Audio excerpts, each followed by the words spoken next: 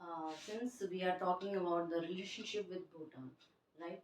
तो हम लोग इंडिया के जो फॉरेन रिलेशनशिप्स हैं उसके बारे में डिस्कस कर रहे थे, और उसमें हम लोग ने कुछ इनिशियल पॉइंट्स को डिस्कस किया कि इंडिया की फॉरेन पॉलिसी क्या है एंड ऑल दैट। आज हम लोग स्टार्ट करेंगे रिलेशनशिप विद भूटान, ठीक है? क्योंकि Bhutan is one of our, कल हम लोग डिस्कस किए थे कि हमारे कौन कौन से पड़ोसी कंट्रीज़ हैं, नेबरिंग कंट्री। तो first we will start with Bhutan, ठीक है? क्यों भूटान? ठीक है, भूटान में ये तो हम लोग उसकी हिस्टोरिकल बैकग्राउंड देखेंगे। इसमें हम लोग क्या क्या देखेंगे, उसका हिस्टोरिकल बैकग्राउंड देखेंगे, ठीक है? और कैसे स्थापित हुआ, कितना, थोड़ा सा वहाँ का जियोग्राफिकल स्ट्रक्चर्स देखेंगे, ठीक है? और फिर हम लोग वहाँ का रिलीजियन देखेंगे, ठीक है, धर्म देखेंगे। फिर वहाँ का इकोनॉमी कहाँ से निकल रहा है, इकोनॉमी देखेंगे। फिर हम देखेंगे कि इंडिया के साथ उसका रिलेशनशिप क्या है, इंडिया एंड भूटान रिलेशनशिप देखेंगे। साथ में हम देखेंगे कि बीच में कौन आ रहा है, ठीक है? सो एक्चुअली भूटान का जो ज्योग्राफिकल है उसके हिसाब से चीन के साथ इसका हमेशा डिस्प्यूट रहता है। So we will include India, चीन एंड भूटान। ये जो बात है ये हम लोग देखेंगे। और फिर देखेंगे कि इंडिया प्रोस्पेक्टिव क्या है, इंडिया का इकोनॉमिकल जो वहाँ से हम लोग क्या लेना चाहते हैं, प्रोस्पेक्टिव क्या है इकोनॉमिकल। या फिर हम एक चीज़ यहाँ पे और भी देखेंगे, हम लोग यहाँ का गवर्नमेंट स्टाइल देखेंगे, ठीक है?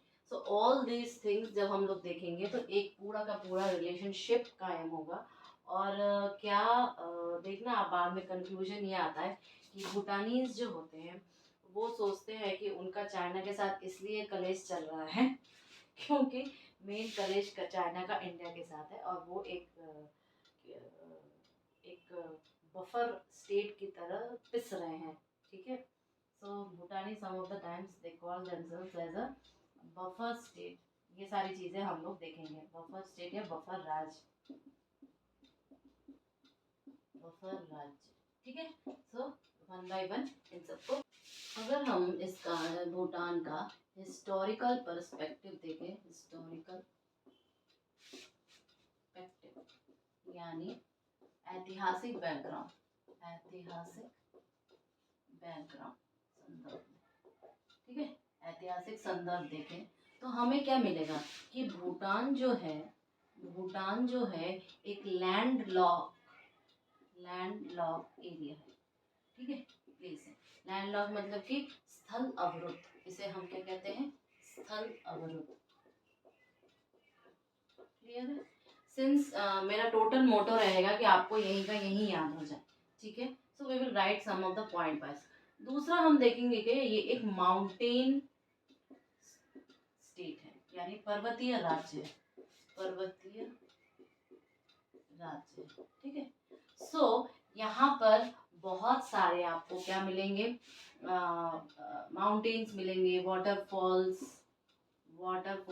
जो कि मेन सोर्स होता है इसके हाइड्रो इलेक्ट्रिक पावर का, ठीक है?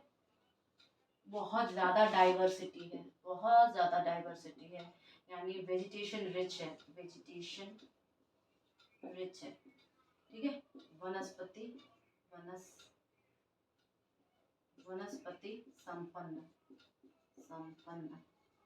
ठीक है? यहाँ यानी कि यहाँ पर जलप्रपात ज़्यादा है, ठीक है? सो इससे क्या होगा कि जल विद्युत काफ़ी है, इनके पास संपन्न है, ठीक है? क्योंकि बायोडाइवर्स, इनके पास डाइवर्सिटी बहुत ज़्यादा है, बायोडाइवर्सिटी बहुत ज़्यादा है, जैव आरक्षित क्षेत्र बहुत सारे ज़्यादा है। सो व्हाट हैपन कि यहाँ पर फॉरेस्ट आपको बहुत ज़्यादा मिलेगा, वन आपको बहुत ज़्यादा मिलेगा। और इनकी पॉलिसी है कि 60% से ज़्यादा राज्य में वन होने चाहिए, वन होना आवश्यक है, ये इनकी पॉलिसी है, ठीक है? सो करेंटली अगर हम देखें वर्तमान में यहाँ पर 72.5% वन है। वर्तमान में यहाँ पर कितने परसेंट वन है, 72.5% यहाँ पे वन है। तो अगर हिस्टोरिकल पर्सपेक्टिव देखें, बहुत पुराना इतिहास तो हमें नहीं मिला है, बट हमारे पास जो पुरातात्विक एविडेंस मिले हैं, पुरातात्विक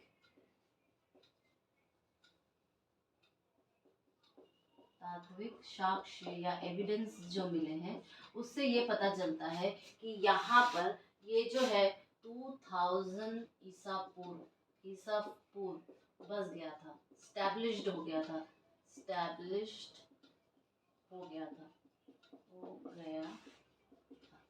okay. But this is your third point. अब फोर्थ पॉइंट हम ये कहेंगे कि जब ये 2000 पूर्व स्टैब्लिश्ड होगा तो हो सकता है वहाँ पे बहुत सारे धर्म होंगे और ये था, बट यहाँ पर जो बौद्ध धर्म आया, अभी यहाँ का जो मेजर रिलीजन है वो बौद्ध धर्म का है, वो हम लोग डिस्कस करेंगे। बट अभी ये देखो कि यहाँ पर ये बोला गया है कि 20वीं सदी में यहाँ पर बौद्ध धर्म आ चुका था, बौद्ध रिलीजन यहाँ पर आ चुका था, okay. But at the 18th 8वीं सदी में एक संत थे, ठीक है, एक गुरु थे, भारतीय गुरु एंड संत कोई कह सकता है क्या नाम था इनका? पद्म सांभव,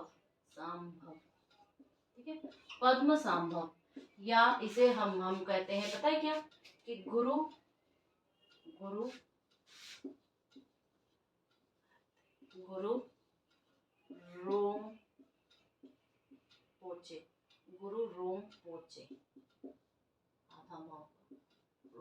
पोचे, ठीक है, रोम पोचे और गुरु रोम पोचे, ठीक है।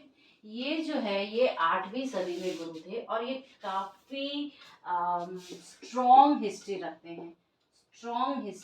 हैं कहाँ की, ये काफी स्ट्रॉन्ग हिस्ट्री रखते हैं भूटान में, ठीक है, काफी स्ट्रॉन्ग हिस्ट्री रखते हैं भूटान में। इवन गुरु रोमपोचे जब बौद्ध धर्म को यहाँ पर लाए तो उसके पहले जो भी धर्म भूटान में थे, माने जाते थे अलग अलग भूटान के हिस्सों में, उसमें से ये जो है बौद्ध धर्म को, जैसे कि वहां पर पहला धर्म स्थान ले लिया है, ठीक है। So it is a very strong over there, और भूटान में उनको दूसरा बौद्ध के नाम से भी जाना जाता है,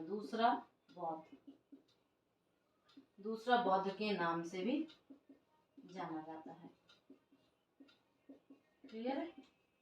so what we are studying कि हमें ज़्यादा तो उसके भूटान के बैकग्राउंड के बारे में जानकारी नहीं मिलती है, but we can say that कि भूटान का स्टैब्लिशमेंट 2000 ईसा पूर्व से पहले हो चुका था, 20वीं सदी में वहाँ पे बौद्ध धर्म पहुँच चुका था, बट जो उसके 8वीं सदी में मेन वो ज़्यादा उभर कर आया, और वो भी किसके कारण, गुरु और संत भारतीय गुरु पद्म सांभव, ठीक है, जिन्हें हम गुरु रोमपोचे भी कहते हैं।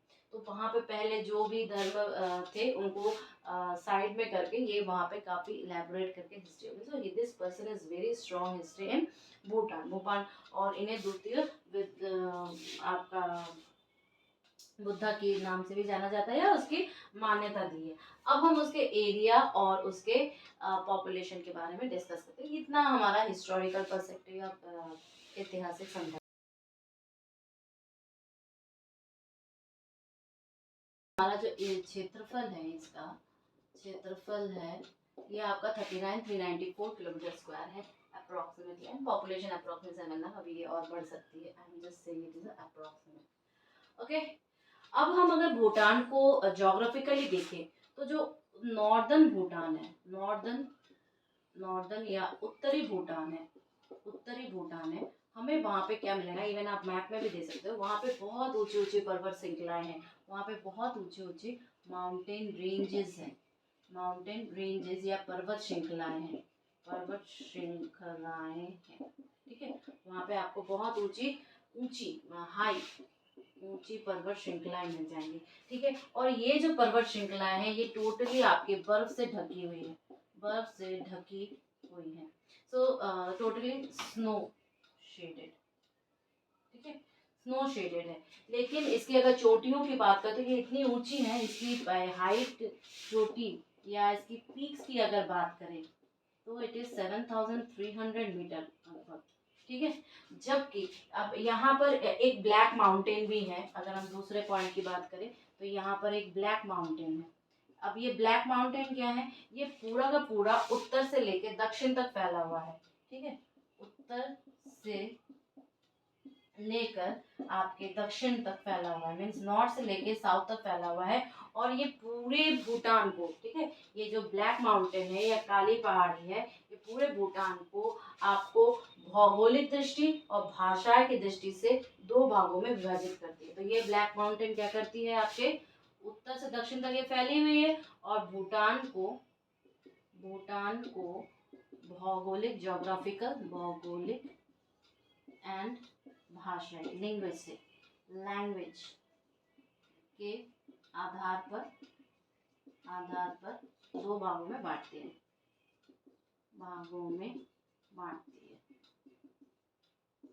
ठीक है। सो ये ब्लैक माउंटेन नोट करना कि यहाँ पर भूटान में जो ये ब्लैक माउंटेन है ये टोटली उत्तर से साउथ तक फैला हुआ है, जो कि भूटान को दो भागों में बांटती है। यहाँ पर जो आपका मध्य भूटान है वो काफी सुंदर है, बहुत सुंदर। इसमें सुंदर पहाड़ियाँ हैं, ठीक है। पहाड़ियाँ, इसकी हाइट उतनी ज़्यादा नहीं है, जो कि चोटियाँ अगर पीक्स हम इसकी कहें तो ये आपको लगभग 1800 से मिल जाएगी, ठीक है। पीक्स मिल जाएंगे आपको लगभग। सो अगर हम इस टोटल भूटान की बात करें तो ये कुछ इस टाइप का आपको दिखेगा कि एरिया जो इसका है 394 किलोमीटर स्क्वायर है, लगभग 7 लाख की यहाँ की आबादी है। नॉर्दर्न भूटान, मध्य भूटान और ब्लैक माउंटेन, ये तीनों इसके इम्पोर्टेंट है। अगर हम इसकी इकोलॉजी को देखें, इकोलॉजी या पारिस्थितिकी तंत्र को देखें, तो मैंने पहले ही कहा था कि यहाँ पे इतने सारे आपको पहाड़े मिलेंगे। तो ये यहाँ पर ये एक भूटान जो है विविधतापूर्ण है या बायोडाइवर्स है। तो सबसे पहले तो हम इसको कहेंगे बायोडाइवर्स क्षेत्र है, एरिया है या रीजन है, यानी कि विविधता पूर्ण क्षेत्र है, ठीक है।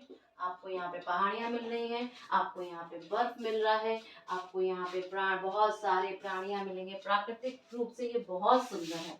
सो विविधतापूर्ण है। यहाँ पर आपको क्या मिल रही है, पहाड़ियाँ मिल रही हैं, सुंदर पहाड़ियाँ, beautiful ranges, natural beauty of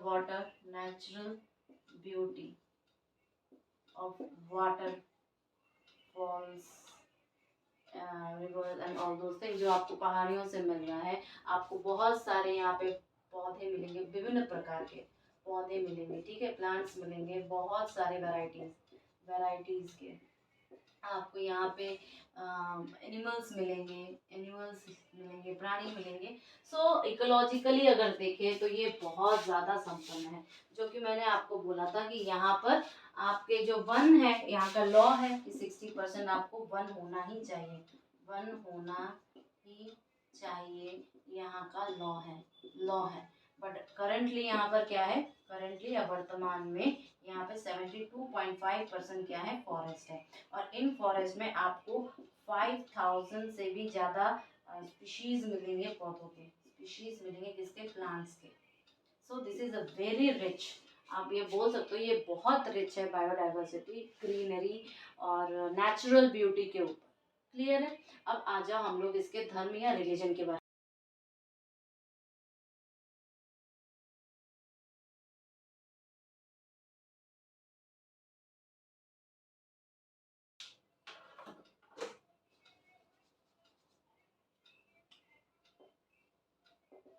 religion या धर्म की बात करें तो मेन धर्म यहाँ पर कौन सा है, बताओ कौन सा होगा। तो अधिकांश लोग जो है यहाँ के जो मैक्सिमम पीपल जो है वो क्या है, महायान बौद्ध धर्म को मानते हैं, महायान बुद्धिज्म को मानते हैं, महायान बुद्धिज्म को मानते हैं। अब बताओ ये महायान बुद्धिज्म किसका संप्रदाय हुआ, ध्रुपदा काग्यू, ठीक है, ध्रुपदा काग्यू के बौद्ध संप्रदाय, काग्यू के द्रुपदा काव्य बौद्ध संप्रदाय, यहाँ लिख लो बौद्ध संप्रदाय, बौद्ध संप्रदाय को मानते हैं, ठीक है। लेकिन यहाँ का जो आपका जो दक्षिणी भाग है, ठीक है, ये तो फर्स्ट पॉइंट हो गया। लेकिन यहाँ के भूटान में, भूटान का जो साउदर्न पार्ट है, दक्षिणी भाग है, साउदर्न पार्ट है, वहाँ पर क्या मैक्सिमम लोग जो है, मैक्सिमम पीपल जो है, मैक्सिमम लोग जो है वो हिंदू है, वो क्या है, हिंदू है। सो ये इलाका थोड़ा सा आपका गर्म है। रीजन जो ये है, ये कौन सा रीजन है आपका, गर्म और द्वार रीजन है, गर्म और द्वार टाइप का रीजन है, द्वार क्षेत्र है। सो परंतु वहाँ का क्या है, हिंदू धर्म ज़्यादा है, तो हिंदू लोगों का वर्चस्व अधिक है, वर्चस्व अधिक है, क्लियर है। वहाँ पर हिंदू लोग ज़्यादा मैक्सिमम रहते हैं। तो ये दो हो गया। बट जो मेन राष्ट्र है आपका, जो केंद्रीय है, वो बौद्ध है। तो यहाँ पर आपका जो केंद्र है, केंद्र धर्म, केंद्रीय धर्म जो है वो आपका क्या है, बौद्ध धर्म है, बौद्ध धर्म है, ठीक है। और यहाँ पर एक बौद्ध प्रमुख बौद्ध संगठन का एक मठ भी है, बौद्ध मठ, प्रमुख बौद्ध संगठन, बौद्ध संगठन, ठीक है। प्रमुख बौद्ध जो मेन बौद्धिज्म का जो ग्रुप है, वहाँ पर एक मठ है, का मठ है, ठीक है, जहाँ पर कितने भिक्षु रहते हैं, 5000 भिक्षु रहते हैं, भिक्षु रहते हैं। और इसका जो अध्यक्ष होता है, अध्यक्ष या चीफ जो होता है, हेड जो होता है, वो क्या होता है, एबॉट, उसे हम एबॉट कहते हैं, क्लियर है। और ये अवार्ड राष्ट्र का धर्म प्रधान होता है, ये क्या होता है, आपके राष्ट्र का धर्म प्रधान होता है, ठीक है। तो ये अवार्ड क्या हुआ, राष्ट्र का धर्म प्रधान। और ये जो आपका टोटल जो बौद्ध रिलीजन है, ये जो आपके भूटान का जो टोटल बौद्ध रिलीजन है, यहाँ के रिलीजन डांस, ठीक है, ये रिलीजन डांस तेशेचू, ठीक है, ये जो डांस है, इसमें इसके पूरे के पूरे रिलीजन को देखा जा सकता है। बौद्ध धर्म का जो पूरा का पूरा है, ये आपको इनके इस डांस में देखा जा सकता है, ठीक है। सो बौद्ध, अगर हम लोग भूटान के रिलीजन की बात करें, और भूटान की बात करें, तो यहाँ पे मैक्सिमम कौन से हैं, महायान बौद्ध धर्म के हैं, जो कि द्रुपदा काग्यू बौद्ध धर्म संप्रदाय को मानते हैं, ठीक है। लेकिन इसी भूटान का जो साउदर्न पार्ट है, जो दक्षिणी भाग है, वो क्या है, मैक्सिमम पीपल हिंदू वर्चस्व के हैं। ये एरिया थोड़ा सा गर्म है, दुआ टाइप का क्षेत्र है, ठीक है। लेकिन यहाँ का जो केंद्रीय धर्म है, वो आपका बौद्ध धर्म है। यहाँ का प्रमुख एक बौद्ध मठ है, संगठन का बौद्ध मठ है, जहाँ पे 5000 भिक्षु रहते हैं, 5000 भिक्षु रहते हैं। और उसका जो अध्यक्ष होता है, उसे हम लोग अवार्ड कहते हैं। और ये अवार्ड जो है पूरे भूटान राष्ट्र का धर्म अध्यक्ष होता है। और इनका डांस हम लोग इस तेचेचू के डांस परफॉर्मेंस में देख सकते हैं। अब आ जाए यहाँ के गवर्नमेंट के ऊपर। गवर्नमेंट, यहाँ की सरकार कैसी है, ठीक है, कोई मुझे बता सकता है यहाँ की सरकार कैसी है। डेमोक्रेटिव है, यहाँ की कॉन्स्टिट्यूशनल है, कि राजतंत्र मोनार्की है, कैसी है यहाँ कहा जाए, या कॉन्स्टिट्यूशन, और you can say the constitution, संविधान कॉन्स्टिट्यूशन को कहा जाए, तो आप बोल सकते हो कि यहाँ पे कॉन्स्टिट्यूशनल डेमोक्रेटिक मोनार्की है। See how much it is complex, यानी कि संवैधानिक लोकतांत्रिक राजतंत्र है।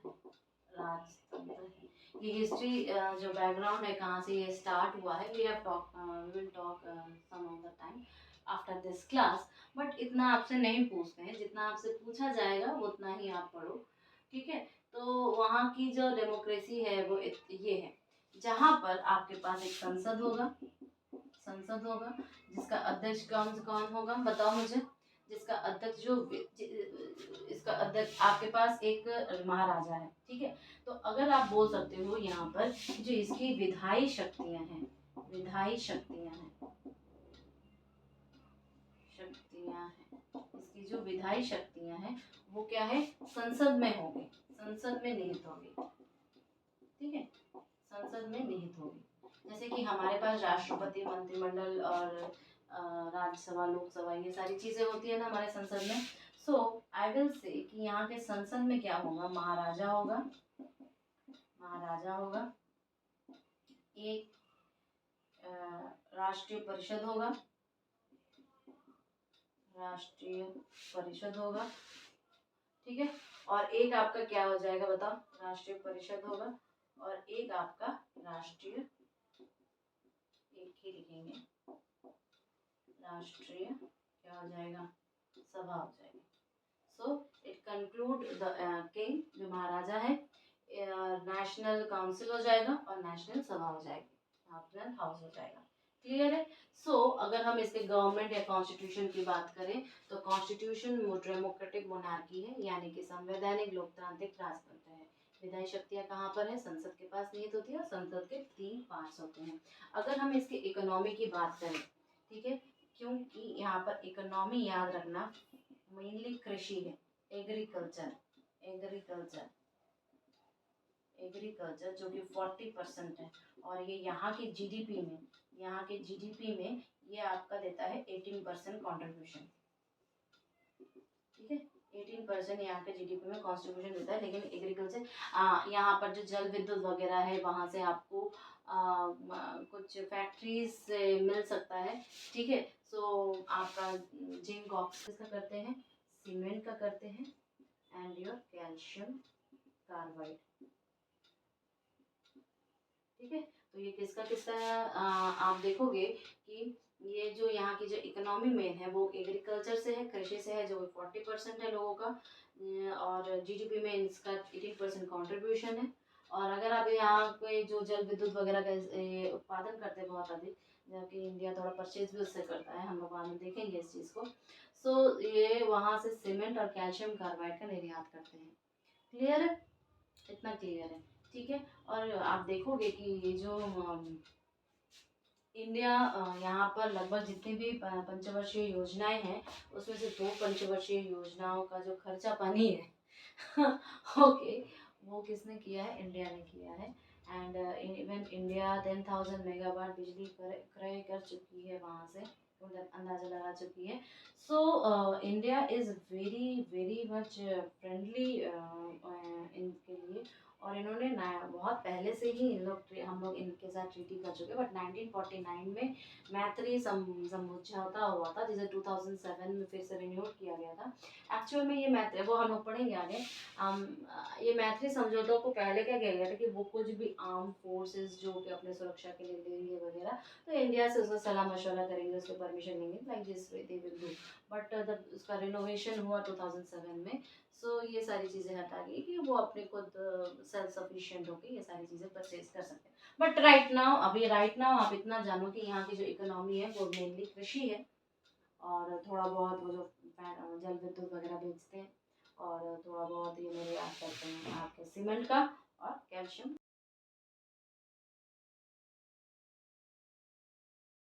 जब एक्सटर्नल अफेयर्स के बारे में बात कर रहे हैं तो 1962 में कोलंबो योजना, ठीक है, कोलंबो योजना में ये सम्मिलित हुआ जब, तो क्या हुआ कि वहीं से उन लोगों ने अपने आप को बाहर प्रदर्शित करना, या अपने एक्सटर्नल रिलेशनशिप जो बाहर के देश से हैं उससे स्थापित करना स्टार्ट कर दिया था। जिसमें भूटान ने 1971 में संयुक्त राष्ट्र संघ में शामिल हुआ, 73 में निर्गुट सम्मेलन में वो अपना हिस्सा लिया, 1985 में सार्क सम्मेलन में अपना सम्मिलित हुआ। लेकिन अब अगर हम भूटान का संबंध देखें तो 38 राष्ट्रों से उसके संबंध है, रिलेशनशिप्स है, ठीक है, राष्ट्रों से उसके रिलेशनशिप्स हैं, जिसमें आपका यूरोपीय संघ के साथ है, और आपका परंतु जो यूरोप, इसमें यूरोपीय संघ भी है, ठीक है, यूरोपीय संघ भी है।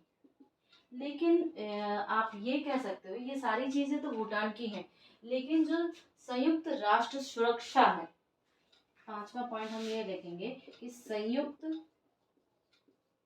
राष्ट्र सुरक्षा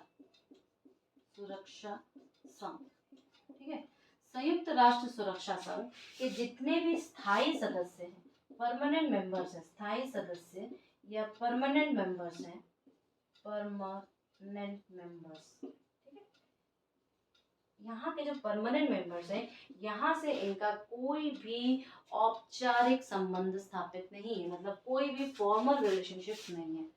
फॉर्मल या आप बोल सकते हो औपचारिक, औपचारिक संबंध नहीं है, संबंध नहीं है। किनके साथ? संयुक्त राष्ट्र सुरक्षा संघ के साथ। ये थोड़ा सा इम्पोर्टेंट है, ये नोट कर लेना और इसको अपडेट भी करते रहना है, ठीक है। इनके साथ आपका कोई भी संबंध नहीं है।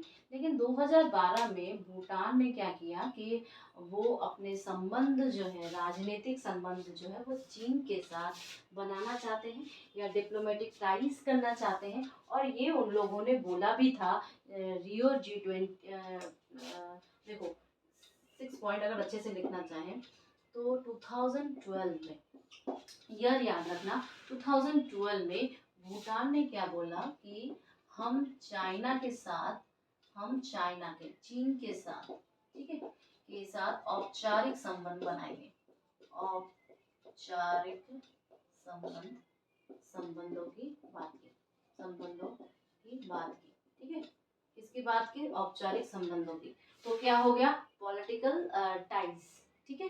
राजनीतिक संबंधों की, औपचारिक राजनीतिक संबंधों की बात करेंगे, तो यानी डिप्लोमेटिक टाइज की बात की। और कहाँ बात की ये बात उन्होंने रियो +20 सम्मेलन में की, जो कि आपके ब्राजील में हुआ था, ब्राजील में हुआ था। तो ये थोड़ा सा याद रखने वाला पॉइंट है कि 2012 में भूटान ने चीन के साथ अपने औपचारिक राजनीतिक संबंधों की बात की थी, डिप्लोमेटिक टाइज की बात की थी। और ये उसने खुलेआम कहा भी था। कहाँ पे कहा था? रियो के +20 सम्मेलन, जो कि आपके ब्राजील में हुआ था। लेकिन भारत के साथ संबंध कैसे? देखो, भारत के साथ रियो, उसके संबंध काफ़ी पुराने हैं। जब से उनका स्टैब्लिशमेंट हुआ, उनका आप कह सकते हो धर्म का प्रचार प्रसार हुआ एंड ऑल दोज थिंग्स, ये भूटान का लगभग सब कुछ था। और भारत ने भूटान को अंतर्राष्ट्रीय पटल पर लाने के लिए बहुत सारे प्रयास किए, बहुत सारे जगहों पे मेंबरशिप पाने के लिए, जैसे कि आपका संयुक्त राष्ट्र का जो विकास कार्यक्रम होता है, यूनिसेफ होता है, आपका जो उसका हेल्थ ऑर्गेनाइजेशन है, इन सब चीज़ों में हिस्सेदारी लाने के लिए फ्री ट्रेड शुरू करवाया, ठीक है। सो ऑल दिस में भारत ने उसके साथ बहुत सारा साथ दिया है, ठीक है।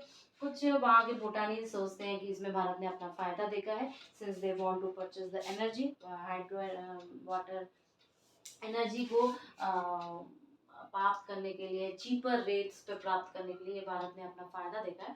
But it is not, Bharat का ये थोड़ा सा रहता है that we should have some good relationships with our neighbourhood countries. Okay, तो इतना तो आप ये जान लो। तो नेक्स्ट हम लोग क्या देखेंगे, भारत ने भूटान के लिए क्या क्या प्रयास किए, क्या क्या रिलेशन को हमेशा ही उसके डेवलपमेंट में सबसे बड़ा हिस्सेदार आप बोल सकते हो, या सबसे बड़ा बिगेस्ट फैक्टर अगर आपका हो, तो ये कुछ का गलत नहीं होगा।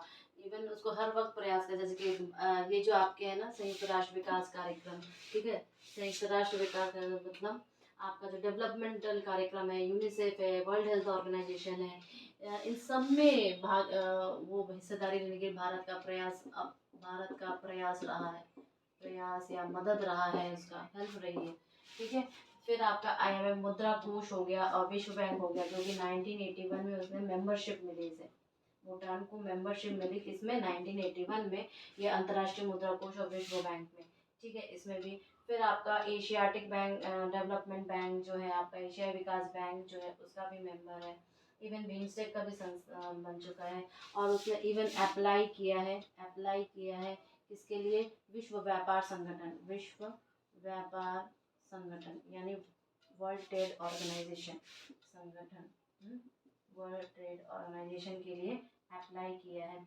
और इवन भूटान बहुत सारे जो इंटरनेशनल गेम्स होते हैं उसमें भी अपनी हिस्सेदारी लेते हैं।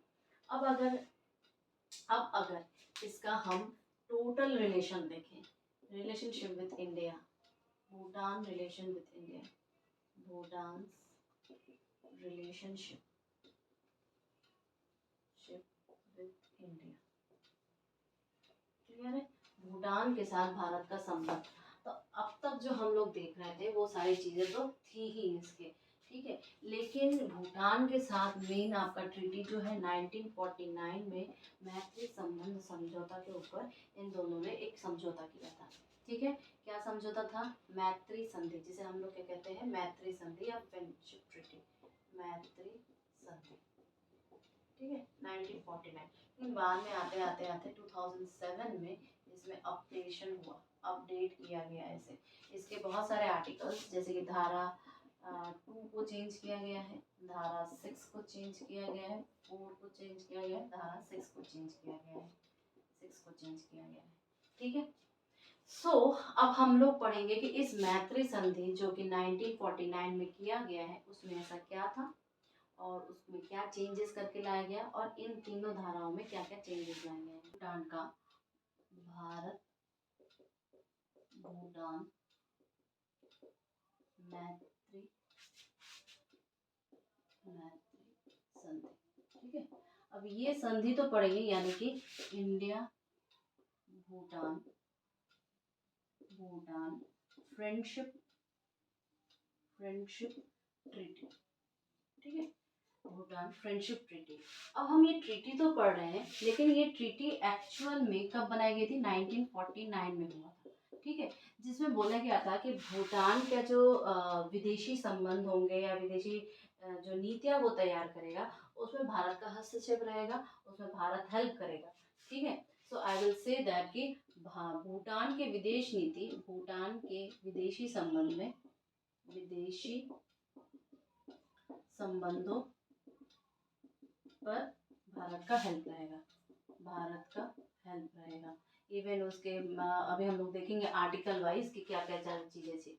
लेकिन बाद में क्या हुआ कि 2007 में इसमें संशोधन किया गया, ठीक है, संशोधन किया गया या अमेंडमेंट किया गया, अमेंडमेंट किया गया इस ट्रीटी में, ठीक है, जिसमें उसको मैत्री और बंधुत्व और ये सारी चीज़ें दी गई और बोला गया कि नहीं, अब हम तुम्हारे विदेशी मामले में कोई हस्तक्षेप भारत का नहीं रहेगा, और भी बहुत सारी चीज़ें हैं। तो ओवरऑल ये था, और बोला गया कि हम लोग फ्रेंडशिप रखेंगे, हम लोग सौहार्दपूर्ण आदान प्रदान करेंगे, फ्री ट्रेड रखेंगे, फ्री ट्रेड, मुक्त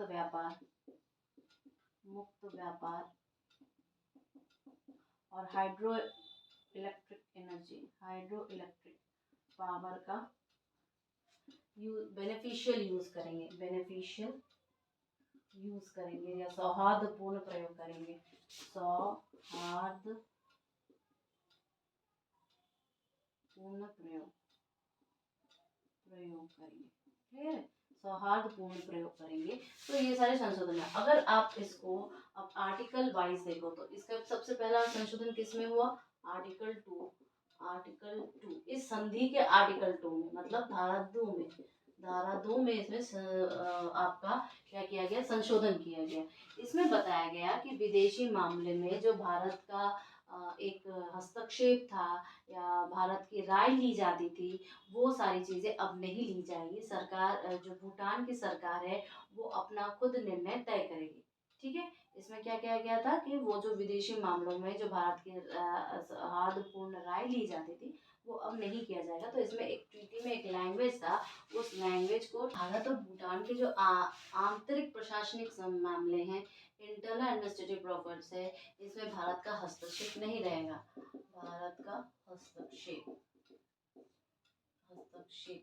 नहीं रहेगा, ठीक है, नहीं रहेगा। तो पहले क्या था, इनिशियल पर जब बना था ये ट्रीटी, तो इनिशियल में इसमें एक लैंग्वेज था कि guided by the advice of government of India regarded to its external affairs, यानी कि भारत सरकार की राय और मार्गदर्शन, ठीक है, कहाँ पर? बाह्य मामलों में इसको अब नहीं करेगा, इसको चेंज किया गया है। और पता है क्या बोला गया है? लैंग्वेज ऑफ कोऑपरेशन, मतलब कि सहयोग की भाषा, इसको हम लोग क्या कहते हैं? सहयोग की भाषा, भाषा में बदल दिया गया है। किसको? ये जो आपका जो भारत मैत्रीपूर्ण जो आपका संधि बना था, जो फ्रेंडशिप ट्रीटी बनी थी, उस ट्रीटी को 2007 में ये चेंज किया गया। अब आर्टिकल 4 में क्या चेंज किया गया कि आर्टिकल 4 में जो भूटान में देवनागरी क्षेत्र जो थे, वो बोला गया था कि इंडिया को दे देना पड़ेगा, सपोर्ट करना पड़ेगा। तो ये मैटर पूरा ही डिलीट कर दिया गया है, ठीक है। और आर्टिकल 6 में क्या कहा गया था कि जो गोला बारूद वो खरीदेगा उसमें इंडिया से पहले पूछ लेगा। बट नाउ डेज इस ट्रीटी में चेंज है, वो अपना अपने कर सकता है, उसमें इंडिया को नहीं पूछने की कोई ज़रूरत नहीं है। देवनागरी क्षेत्र है, किसके देवनागरी क्षेत्र है? भूटान के।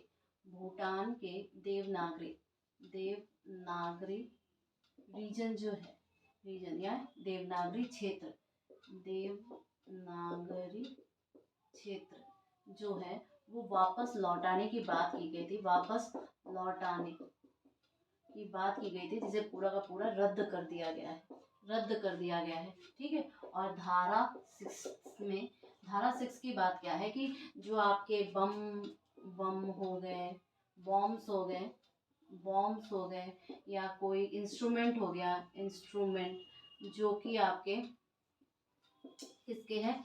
सैन्य इंस्ट्रूमेंट, ठीक है, आर्मी के, आर्मी के इंफ्लुएंस हो गए, या कोई आपके बंदूक हो गई, गन्स हो गए, मिशन, ठीक है, ये सारी जो चीज़ें हैं, मशीनें हो गई, कुछ मशीन्स हो गए, मशीन्स हो गए, इनको अब आयात करवाना, मतलब इम्पोर्ट कौन करेगा? इम्पोर्ट इनको भूटान करेगा, इनको इम्पोर्ट भूटान करेगा, इनको इम्पोर्ट, ठीक है। तो इम्पोर्ट करवाने में आपको इंडिया की अनुमति, अनुमति या इंडिया की परमिशन, परमिशन अब नहीं चाहिए, नहीं चाहिए। अपने आंतरिक अपने को सुरक्षित करने के लिए, अपने को और मजबूत कर स्थिति करने के लिए, किसको? भूटान को इन ये सारी चीज़ें वो क्यों खरीदेगा? अपने को सैन्य रूप से मजबूत करने के लिए, अपने को युद्ध के फ्रंट फेस पे आने के आंतरिक को मजबूत करने के लिए इन सारी चीज़ों को ज़रूरत पड़ेगी खरीदने की, ठीक है। तो पहले क्या था कि ये सब कुछ भी करेगा तो वो इंडिया की परमिशन लेनी पड़ती थी, सो दैट कि इंडिया को किसी तरीके से हार्म ना हो। बट इस जब 2007 में इसको मॉडिफाइड किया गया, इसमें संशोधन किया गया, तो ये बोला गया कि ये अब इंडिया की कोई परमिशन या कोई अनुमति नहीं है, वो अपने आप को खरीद सकता है, ठीक है। सो हम लोग ओवरव्यू लिए हैं कि क्या ये ट्रीटी थी, फ्रेंडशिप ट्रीटी थी, उसमें क्या संशोधन थे, ठीक है। इसके बाद हम लोग देखेंगे कि मेन चाइना वाला प्रॉब्लम क्या है, और चाइना के साथ क्या डिस्प्यूट्स हो रहे हैं, जो कि भूटान बीच में जो खुद को कह रहा है ना एक बफर स्टेट की तरह, वो